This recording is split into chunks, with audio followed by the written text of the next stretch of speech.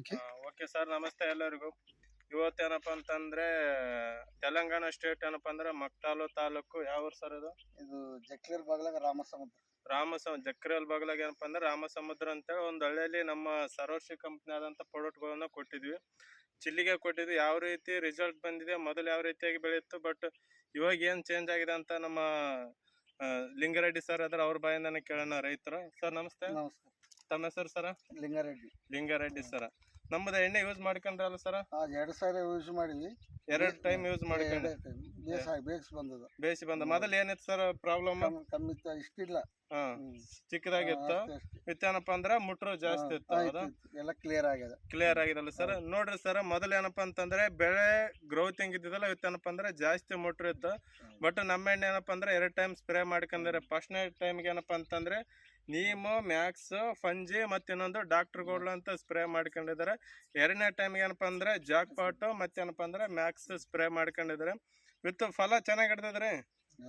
ಫಲ ಏನಪ್ಪಾ ಅಂದ್ರೆ ಆದಷ್ಟು ಮಟ್ಟಿಗೆ ಏನಪ್ಪಾ ಅಂದ್ರೆ ತಕ್ಕ ಮಟ್ಟಿಗೆ ಇವಾಗ ಹಿಡಿತಾ ಇದೆ ಸರ್. ಜಸ್ಟ್ 1 ಟೈಮ್ ಆಯ್ತು. ಸ್ವಲ್ಪ ತಂಬರಿ ಸರ್,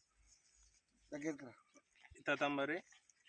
ಈ ತರ ಏನಪ್ಪಾ ಅಂದ್ರೆ ಫಲಗಳನ್ನ ಇನ್ಕ್ರೀಸ್ ಮಾಡ್ತಾ ಇದೆ. ಜಸ್ಟ್ ಇನ್ನ ಗಿಡಗಳು ಗ್ರೋತಿಂಗ್ ಆಗಿಲ್ಲ. 2 ಟೈಮ್ ಇದು ಸ್ಪ್ರೇ ಮಾಡ್ಕೊಂಡಿದ್ದಾರೆ. ಫಲದ್ದು ಮೊನ್ನೆ ತಾನೇ ಕೊಟ್ಟಿದ್ವಿ. ಇಳುವರಿ ಕೂಡ ಚೆನ್ನಾಗಿ ಬರ್ತದೆ. ನಾವು ಹೇಳಿರುವಂಥದ್ದು ಏನಪ್ಪ ಅಂದ್ರೆ ರೈತರಿಗೆ ಆರ್ಗ್ಯಾನಿಕ್ ಪ್ರಾಡಕ್ಟ್ ಅಲ್ಲಿ ಒಂದು ಒಳ್ಳೆ ದಮ್ ಇದೆ. ಪ್ರತಿಯೊಬ್ಬರು ಯೂಸ್ ಮಾಡ್ತಾರೆ. ಕಡಿಮೆ ಖರ್ಚಿನಲ್ಲಿ ಏನಪ್ಪ ಅಂದ್ರೆ ಒಳ್ಳೆ ಇಳುವರಿನ ತೆಗಿಬೋದು. ಸಾಕಷ್ಟು ಲಕ್ಷಣ ಗಂಟೆ ಖರ್ಚು ಮಾಡಬೋದಲ್ಲ. 1 ಎಕರೆಗೆ ಮ್ಯಾಕ್ಸಿಮಮ್ ಒಂದು ಏನಪ್ಪ ಅಂದ್ರೆ ಒಂದು 15 ರಿಂದ 20 ಸಾವಿರ ರೂಪಾಯಿ ಒಳಗಡೆ ಏನಪ್ಪ ಅಂದ್ರೆ ಒಂದು ಇಳುವರಿನ ನೀವು ಕೈಯಲ್ಲಿ ಮಾಡ್ಕೋಬೋದು ಅಂತ ಒಂದು ಬೆಸ್ಟ್ ರಿಸಲ್ಟ್ ಇರುವಂತ ಒಂದು ಪ್ರಾಡಕ್ಟ್ ಇದೆ. ಪ್ರತಿಯೊಬ್ರು ಯೂಸ್ ಮಾಡ್ಕೊಳ್ರಿ. ನಿಮ್ಮಿಂದ ರೈತರಿಗೆ ಹೇಳ್ಬೋದಲ್ಲ ಸರ್? ಹೇಳ್ಬೋದಲ್ಲ. ಫಸ್ಟ್ ಟೈಮ್ ಬರೋ ವರ್ಷ ಆದ್ರೆ ಎಲ್ಲರೂ ಇದೇ ಮಾಡ್ತೀವಿ. ಬರೋ ವರ್ಷ ಮ್ಯಾಕ್ಸಿಮಮ್ ಎಷ್ಟು ಎಕರೆ ಕೊಡಿಸ್ಬೋದು ನಿಮ್ ಕಡೆಯಿಂದ? ಈಗ ನಮ್ಮ ಕಡೆ ಇನ್ಸೂರೆನ್ಸ್ ಆದ್ರೆ ಈಗ 200-300 ಎಕರೆ ಇಟ್ಟರು. ಹೌದಾ?